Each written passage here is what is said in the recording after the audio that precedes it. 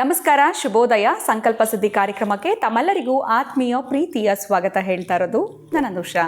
First time channel ವೀಕ್ಷಿಸ್ತಿದ್ದೀರಾ ಅಂತಂದರೆ ಈಗಲೇ ನಮ್ಮ ಚಾನಲ್ನ ಸಬ್ಸ್ಕ್ರೈಬ್ ಮಾಡಿ, ನಮ್ಮ ವೀಡಿಯೋಸ್ನ ಲೈಕ್ ಮಾಡಿ. ಕಾರ್ಯಕ್ರಮದಲ್ಲಿ ನಮ್ಮ ಜೊತೆ ಇದ್ದಾರೆ ಸ್ಪಿರಿಚುವಲ್ ಗುರು ಡಾಕ್ಟರ್ ವಿಷ್ಣುದತ್ತ ಗುರುಜಿಯವರು. ಗುರುಗಳನ್ನ ಕಾರ್ಯಕ್ರಮಕ್ಕೆ ಬರ್ಮಾಡ್ಕೊಳ್ಳೋಣ. ನಮಸ್ತೆ ಗುರುಗಳೇ, ಶುಭೋದಯ. ಕಾರ್ಯಕ್ರಮಕ್ಕೆ ಭಕ್ತಿಯ ಸ್ವಾಗತ. ಗುರುಗಳೇ, ಜೀವನದಲ್ಲಿ ಈ ಕೆಟ್ಟದ್ದು ಅನ್ನೋಂಥದ್ದು ಅದು ಎಲ್ಲಿಂದ ಬಂದು ಸೇರ್ಕೊಂಡಿರುತ್ತೋ ಗೊತ್ತಿಲ್ಲ. ಏನೇ ಒಳ್ಳೇದು ಮಾಡೋಕ್ಕೆ ಹೋದ್ರೂ ಅವ್ರಿಗೆ ಕೆಟ್ಟದ್ದೇ ಆಗ್ತಾ ಇರುತ್ತೆ. ಉದಾಹರಣೆಗೆ ಯಾವುದೋ ದಾನ ಧರ್ಮ ಮಾಡೋಕ್ಕೆ ಹೋಗ್ತಾರೆ, ಅಲ್ಲೂ ಕೆಟ್ಟದ್ದು ಎಕ್ಸ್ಪೀರಿಯೆನ್ಸು. ಅಥವಾ ಏನೋ ಒಂದು ಒಳ್ಳೆ ಕೆಲಸ ಮಾಡೋಕ್ಕೆ ಹೋಗ್ತಾರೆ, ಯಾರೋ ಇವರಿಗೆ ಕೆಟ್ಟದ್ದನ್ನೇ ಬಯಸ್ತಾರೆ ಅಂತ ಹೇಳ್ಬೋದು. ಜೀವನದಲ್ಲಿ ಕೆಟ್ಟದ್ದು ಬಿಟ್ಟರೆ ಇನ್ನೇನೂ ನೋಡಲಿಲ್ಲ ಅನ್ನೋ ಒಂದು ಪರಿಸ್ಥಿತಿಗೆ ಹೊರಟೋಗಿರ್ತಾರೆ. ಅಂಥವರಿಗೆ ಒಳಿತಾಗಿರುವಂಥ ದಿನಗಳನ್ನ ನೋಡಬೇಕು, ಚೆನ್ನಾಗಿರುವಂಥ ದಿನಗಳು, ಖುಷಿಯಾಗಿರುವಂಥ ದಿನಗಳನ್ನ ನೋಡಬೇಕು ಅಂತಂದರೆ ಸರಳ ರೀತಿಯಲ್ಲಿ ಹೇಗೆ ಪರಿಹಾರ ಅನ್ನೋಂಥದ್ದನ್ನ ಮಾಡ್ಕೊಳ್ಬೇಕಾಗತ್ತೆ? ಇನ್ನು ಮುಂದೆ ಆದರೂ ನನ್ನ ಲೈಫ್ ಚೆನ್ನಾಗಿರಲಪ್ಪ, ಒಳ್ಳೆ ದಿನಗಳನ್ನ ನಾನು ಕಾಣಬೇಕು ಅಂತಂದರೆ ಏನು ಮಾಡಬೇಕು? ಇದ್ರ ಬಗ್ಗೆ ತಿಳಿಸ್ಕೊಡಿ.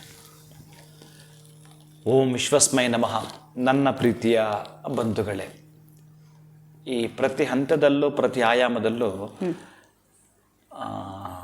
ಈ ದಿನ ನನಗೊಬ್ಬರು ಯಾರು ಉಡುಪಿಯಿಂದ ಬಂದಿದ್ದರು, ಒಂದು ಲಿಸ್ಟ್ ಮಾಡ್ಕೊಂಡು ಬಂದಿದ್ದೆಯಪ್ಪ. ಹೆಂಡತಿ ಮಕ್ಕಳಿಂದ ಹಿಡಿದು ಎಲ್ಲ ಥರದ್ದು ಹೊರಟಿದ್ದಾರೆ. ಆತನನ್ನು ಒಬ್ಬಂಟಿಗನಾಗಿದ್ದಾನೆ, ಹೆಲ್ತ್ ಕೂಡ ಸರಿ ಇಲ್ಲ. ಆ ಲಿಸ್ಟಲ್ಲಿ ಏನಿತ್ತು ಅಂತಂದರೆ, ಬಹುಶಃ ಆತನ ಜೀವಮಾನದ ಸಾಧನೆ ಇತ್ತು ಅಂತಂದರೆ ನೀವು ಹೇಳಿದಾಗೆ ಈಗ ನೆನಪು ಬಂತು. ಅಯ್ಯಪ್ಪ, ನೀವು ಕೇಳಿದ ಕೂಡನೇ ಎಷ್ಟು ಚೆನ್ನಾಗಿ ಓದ್ದ ಅಂತಂದ್ರೆ ನನಗೆ ಅರ್ಥ ಆಗಲ್ಲ ಅಂತೇಳಿ ಆತ ಓದ್ದ. ಆದರೆ ಆತನ ಹ್ಯಾಂಡ್ ರೈಟಿಂಗ್ ತುಂಬ ಚೆನ್ನಾಗಿದೆ, ಅದ್ಭುತವಾಗಿದೆ ಆತನ ಹ್ಯಾಂಡ್ ರೈಟಿಂಗ್. ನೋಡ್ತೀನಿ, ನನಗೆ ಕಣ್ಣಲ್ಲಿ ನೀರು ಬಂತು. ಎಲ್ಲ ಕೆಟ್ಟದ್ದೇ, ಆತನ ಜೀವಮಾನ ಪರ್ಯಂತ ಕೆಟ್ಟದ್ದು. ಹಾಗೆ ನಡೆದಿತ್ತು. ನಾನು ಅವ್ರಿಗೆ ಸಜೆಸ್ಟ್ ಮಾಡಿದೆ, ಈಗ ನಿಮ್ಮ ಆಸೆ ಆಕಾಂಕ್ಷೆಗಳೇನು ಅದು ನನಗೆ ಹೇಳಿ ಅಂದೆ. ಈಗ ಗತಿಸಿ ಹೋಗಿದೆ, ಇದನ್ನು ಯೋಚನೆ ಮಾಡೋದು ಬಿಡಿ. ಮುಂದಕ್ಕೆ ನಿಮ್ಗೇನು ಬೇಕು, ಏನಾಗಬೇಕು ನೀವು ಅಂದರೆ ಕೆಟ್ಟದ್ದಾಗಿರೋದನ್ನ ಮತ್ತೆ ಯೋಚನೆ ಮಾಡೋದು ಬಿಡಿ. ಮುಂದಕ್ಕೆ ಏನಾಗಬೇಕು ಅಂತಿದ್ದೀರಿ? ಎಲ್ಲಾದರೂ ಕೆಲಸ ಕೊಡಿಸ್ಬೇಕಾ ಕೇಳ್ತೀನಿ ನಾನು, ಅಥವಾ ನೀವೆಲ್ಲಾದರೂ ಖುಷಿಯಾಗಿರಬೇಕಾ? ಅದಕ್ಕೆ ನಾನು ನೇರವಾಗಿ ನಿಮಗೆ ವ್ಯವಸ್ಥೆ ಮಾಡ್ತೀನಿ, ಏನು ಹೇಳಿ ಅಂತ. ಎಲ್ಲ ಗುರುಗಳೇ, ಆ ಕೆಟ್ಟ ದಿನಗಳು ನೋಡಿ ಈಗ ಒಬ್ಬಂಟಿಗನಾಗಿದ್ದೀನಿ. ಪಾಪ ಏನೋ ಹೇಳ್ದ, ಅವೆಲ್ಲ ಸ್ಟೋರಿ ಹೇಳೋದೇ ಬೇಡ ನಾನು. ಅಂದರೆ ಕೆಟ್ಟದ್ದು ಅನ್ಲಿಕ್ಕೆ ಆತ ಸಾಕ್ಷಿಭೂತನಾಗಿದ್ದ. ಪಾಪ ನೋಡೋಕ್ಕೆ ಐಟು ವೆಯ್ಟು ತುಂಬ ಇದ್ದಾನೆ, ತುಂಬ ಚೆನ್ನಾಗಿದ್ದಾನೆ. ಯಾರಿಗೂ ಕೂಡ ಆತನ ಜೀವಮಾನ ಕೆಟ್ಟದ್ದು ಬಯಸಿಲ್ಲ. ಆದರೆ ವಿಧಿ ಅವನನ್ನು ಹಾಗೆ ಹೇಳ್ಕೊಂಡು ಹೋಗಿದೆ ಅಂತಂದರೆ ವಿಧಿಯಲ್ಲೂ ಕೂಡ ತಪ್ಪಿಲ್ಲ. ಇಲ್ಲಿ ಅವಶೇಷವೂ ಕೂಡ ನಮ್ಮದೇ ಬ್ಯಾಲೆನ್ಸ್. ಅದು ಹಿಂದಿನದ್ದೋ ಇವತ್ತಿನದ್ದೋ ಇದ್ದೇ ಇರುತ್ತೆ. ಅದಕ್ಕಾಗಿ ನಾನು ಇಷ್ಟು ಹೇಳಬಲ್ಲೆ, ನೀವು ಖುಷಿಯಾದ ದಿನಗಳನ್ನು ಹುಡುಕಾಟ ಮಾಡಬೇಕು. ಖುಷಿಯಾಗಿರ್ಲಿಕ್ಕೆ ಏನು ಮಾಡಬೇಕು ಅದನ್ನು ಮಾಡಬೇಕು. ಆತ ನನ್ನ ಮುಂದೆ ಇಟ್ಟಿದ್ದೇನು ಅಂತಂದರೆ, ಗುರು ನಾನು ಕಾಶಿ ಹೋಗಬೇಕು, ರಾಮೇಶ್ವರ ಹೋಗಿ ಬರಬೇಕು. ಆ ರಾಮೇಶ್ವರಮಲ್ಲಿ ಆ 22 ಬಾವಿಗಳದ್ದು ಸ್ನಾನ ಮಾಡಬೇಕು. ಇನ್ನೊಂದು 2-3 ಏನೋ ಹೇಳ್ದ.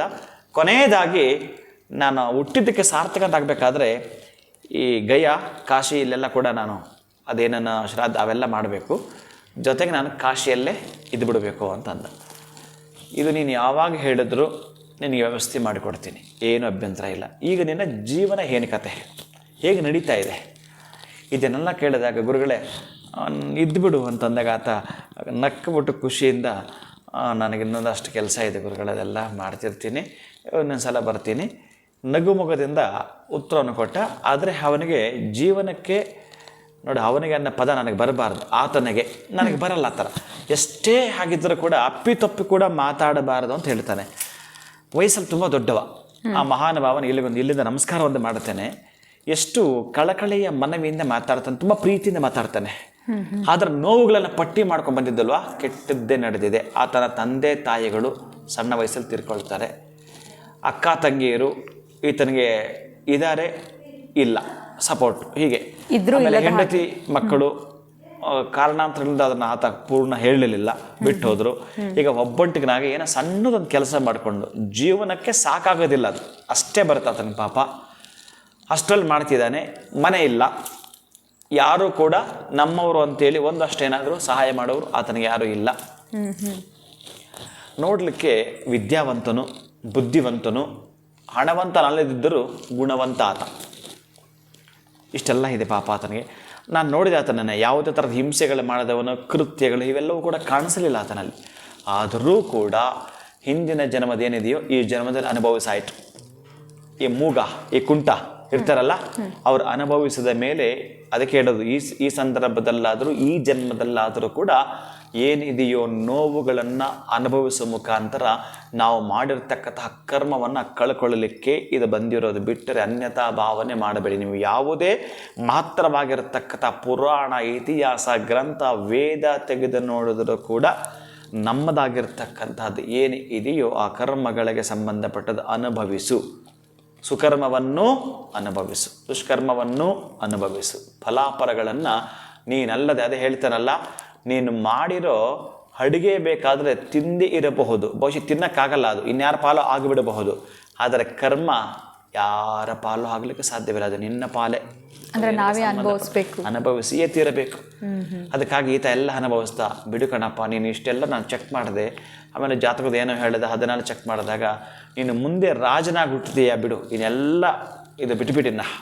ಅದು ಕೂಡ ಮತ್ತೊಂದು ಅದ್ಭುತವಾದದ್ದೇ ಅನ್ಕೋ, ಎಲ್ಲ ಮಾಡಿದೀಯಾ. ಅದನ್ನು ನೀವು ಹೇಳಿದ್ದಕ್ಕೆ ನಾನು ಕೇಳ್ತಾ ಇದ್ದೀನಿ. ಕೆಟ್ಟದ್ದು ಕೆಟ್ಟದ್ದು ಕೆಟ್ಟದ್ದು ಅಂತ ಏನೋ ನಡೀತಾ ಇತ್ತು ಅಂತಂದರೆ, ತಿಲದಾನವನ್ನು ಮಾಡ್ತಾ ಬಂದರೆ, ಆಮೇಲೆ ತಿಲ ಕೂಡ ಸೈನ್ಸು. ಅದಕ್ಕೆ ಹೇಳ್ತಾರೆ, ಮಕ್ಕಳಿಗೆ ಈ 8 ದಿನಕ್ಕೊಂದು ಸಲ ಎಳ್ಳುಂಡೆ ಕೊಡ್ತಾರಲ್ಲ, ಎಷ್ಟು ವಿಟಮಿನ್ಸ್ ಇರುತ್ತೆ ಅಂತಂದರೆ ಅದರಲ್ಲಿ 8 ದಿನಕ್ಕೊಂದು ಸಲ ಅಥವಾ ಎಳ್ಳು ಬೆಲ್ಲ ತಿನ್ನೋವಂಥದ್ದು 8 ದಿನಕ್ಕೊಂದು ಸಲ ದೇಹದಲ್ಲಿ ಅತ್ಯಂತ ಅದ್ಭುತವಾದ ಪೌಷ್ಟಿಕಾಂಶವನ್ನು ಒದಗಿಸ್ಕೊಡುತ್ತೆ. ತದನಂತರ ನಿಮ್ಮಲ್ಲಿರ್ತಕ್ಕಂತಹ ಬೇಡದ ಟಾಕ್ಸಿನನ್ನು ತೆಗೆದು ಹಾಕತ್ತೆ, ಅಷ್ಟು ದಿಶಕ್ತಿ ಇದೆ. ಅದಕ್ಕೆ ಎಳ್ಳೆಣ್ಣೆಯ ದೀಪವನ್ನೇ ಮನೆಯಲ್ಲಿ ಬೆಳಗಿಸ್ಬೇಕು ಅನ್ನೋದರಿಂದ ಹಿಡಿದು ತಿಲದಾನವನ್ನು ಮಾಡಿದರೆ, ಎಳ್ಳು ದಾನವನ್ನು ಮಾಡಿದರೆ, ಅದರಲ್ಲೂ ಕಪ್ಪು ಎಳ್ಳು ದಾನ ಮಾಡಿದರೆ ಬಹಳ ಅದ್ಭುತವಾಗಿರ್ತಕ್ಕಂಥದ್ದು. ಏನು ಹೇಳ್ತಾನೆ ಅಂದರೆ, ಇನ್ನು ಆ ಪಟ್ಟಿ ಹೇಳೋದೇನು ಬೇಡ ನಾನು, ಅಷ್ಟೆಲ್ಲ ಮಹತ್ತರವಾಗಿರ್ತಕ್ಕಂಥದ್ದು ನಿಮಗೆ ಸಿಗುತ್ತೆ.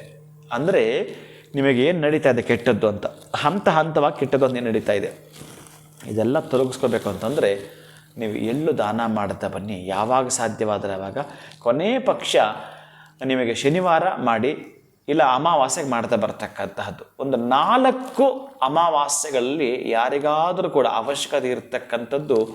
ಕೆಲವೊಂದು ದೇವಾಲಯಗಳಲ್ಲಿ ಇದನ್ನು ಬಳಸ್ತಾರೆ. ಶನೇಶ್ವರ ದೇವಸ್ಥಾನ ಅಂತೂ ಮಸ್ಟ್ ಆ್ಯಂಡ್ ಶುಡ್ ಬಳಸ್ತಾರೆ. ಅಂತಹ ದೇವಸ್ಥಾನಕ್ಕೆ ನೀವು ಎಳ್ಳನ್ನು ತೆಗೆದುಕೊಂಡೋಗಿ ದಾನ ಮಾಡ್ತಕ್ಕಂಥದ್ದು. ಒಟ್ಟಾರೆ 4 ಅಮಾವಾಸ್ಯೆಗಳನ್ನು ನೆನಪಿಟ್ಕೊಂಡು ಬಿಡಿ, ನೀವು ಕೊಟ್ಟು ಬನ್ನಿ. ಈ ಅಮಾವಾಸ್ಯೆ ಎಲ್ಲಿ ಕೊಟ್ರಲ್ಲ, ನಿಮಗೇನೋ ಕೆಟ್ಟದಾಗ್ತಾ ಇತ್ತಲ್ಲ, ಇನ್ನೊಂದು ಅಮಾವಾಸ್ಯೆ ಒಳಗಡೆ ಗಮನಿಸಿ, ಒಳ್ಳೆಯದಾಗಲೇಬೇಕು, ಬರೆದಿಟ್ಕೊಳ್ಳಿ. ಶ್ರದ್ಧೆ ಭಕ್ತಿಯಿಂದ ನೀವು ದಾನ ಮಾಡಬೇಕಾದರೆ ಮೊದಲು 1-2 ದಿನಗಳ ಕಾಲ ಮನೆಯಲ್ಲಿ ತಂದಿಟ್ಕೊಂಡು ತದನಂತರ ದಾನ ಮಾಡ್ತಾ ಬನ್ನಿ. ಅಂತಹ ಕೆಟ್ಟದ್ದು ಅಂತ ಏನು ನೀವು ನುಣುಚ್ಕೊಳ್ತಾ ಇದ್ದರೆ, ಕೆಟ್ಟದ್ದು ಅಂತ ಏನು ಬೇಸರ ಪಡ್ಕೊಳ್ತಾ ಇದ್ದರೆ, ಕೆಟ್ಟದ್ದು ಅಂತ ಎಷ್ಟು ಮಾನಸಿಕವಾಗಿ ನೊಂದಿದ್ರು ನೀವು, ನಮಗೆ ಹಂತವಾಗಿ ಏನು ಮಾಡೋಕ್ಕೋದ್ರೂ ಕೆಟ್ಟದ್ದೇ ನಡೆಯುತ್ತೆ ಅಂತಕ್ಕಂಥದ್ದು ದುಃಖ ಇತ್ತು ಅಂತಂದರೆ ಎಳ್ಳು ದಾನ ಮಾಡಿಕೊಳ್ಳಿ. ಅತ್ಯಂತ ಅದ್ಭುತವಾಗಿರ್ತ ಸೂಕ್ಷ್ಮದ ಫಲವನ್ನು ನೀವು ಗಮನಿಸ್ತೀರಿ, ಕಾಣ್ತೀರಿ ಕೂಡ. ಖಂಡಿತ ಗುರುಗಳೇ, ಎಲ್ಲೋ ಒಂದು ಕಡೆ ಕೆಟ್ಟದ್ದು ಅನ್ನೋಂಥದ್ದು ನಮ್ಮ ಜೀವನದಲ್ಲಿ ನಡೀತಾ ಇದೆ ಅಂತಂದರೆ, ಈ ಕಪ್ಪು ಎಳ್ಳು ಆಗಿರ್ಬೋದು ಅಥವಾ ಎಣ್ಣೆಯನ್ನು ನಾವು ದೇವಸ್ಥಾನಕ್ಕೆ ಯಾವ ರೀತಿ ದಾನವಾಗಿ ನೀಡಬೇಕು, 4 ಅಮಾವಾಸ್ಯೆನಲ್ಲೇ ನಮಗೆ ಫಲಿತಾಂಶ ಅನ್ನೋಂಥದ್ದು ಸಿಗುತ್ತೆ ಅನ್ನೋದ್ರ ಬಗ್ಗೆ ತಿಳಿಸ್ಕೊಟ್ರಿ. ಧನ್ಯವಾದಗಳು ತಮಗೆ. ನಮಸ್ಕಾರ. ಹರೇ ಶ್ರೀನಿವಾಸ. ನಿಮ್ಮ ಜೀವನದಲ್ಲಿ ಬರ್ತಾ ಇರುವಂತಹ ಕೆಟ್ಟ ದಿನಗಳನ್ನು ಕಳೆದು ಒಳತಾಗಿರುವಂಥ ದಿನಗಳನ್ನ ನೀವು ಕಾಣಬೇಕು ಅಂತಂದರೆ ಗುರುಗಳು ತಿಳಿಸ್ಕೊಟ್ಟಿರುವಂಥ ಈ ಪರಿಹಾರವನ್ನು ಫಾಲೋ ಮಾಡಿ ಅಂತ ಹೇಳ್ತಾ ಇವತ್ತಿನ ವಿಡಿಯೋನ ಮುಗಿಸುವಂತಹ ಸಮಯ ಆಗಿದೆ. ನಮಸ್ಕಾರ.